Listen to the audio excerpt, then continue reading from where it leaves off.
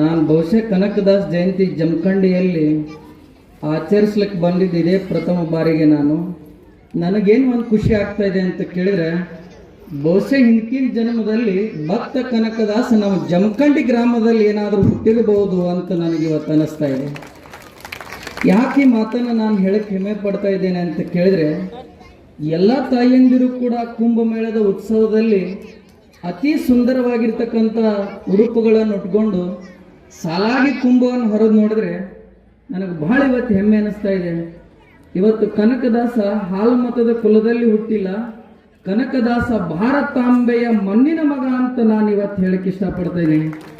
ಯಾಕಂತ ಕೇಳಿದ್ರೆ, ಕನಕದಾಸರು ಒಂದು ಮಾತನ್ನು ಹೇಳಿದರು, ಕುಲ ಕುಲ ಎಂದು ಕುಲದಾಡದಿರಿ, ಕುಲದ ನೆಲೆ ನೀವ್ಯಾರಾದರೂ ಬಲ್ಲಿರ ಅಂತ.